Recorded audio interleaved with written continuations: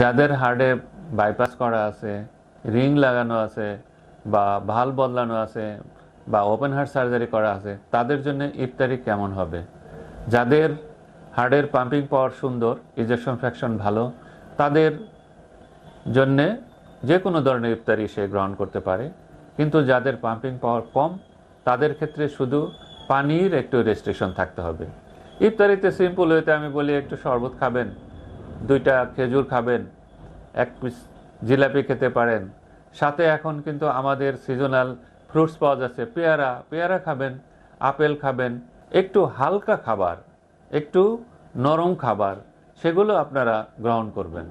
এবং ইফতারিটা আমি সবসময় বলি ধাপে ধাপে খাবেন। ফার্স্ট স্টেপে একটু খাবেন, খায়া নামাজ পড়ে এসে সেকেন্ড ধাপে এসে আপনার ছোলা পেঁয়াজু যার যা খাইতে ইচ্ছা করে ওগুলো একটু একটু, এগুলো কিন্তু মুখের স্বাদের জিনিস। অনেক যে খেতে হবে তা না, কিন্তু আপনি টেস্ট করতে পারেন।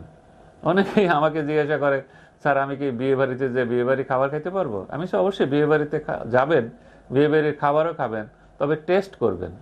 পারলে 2টা রোস্ট, 3 আধা কেজি মাংস খাবেন তা হবে না, স্বাভাবিক পার্টিসিপেট করা।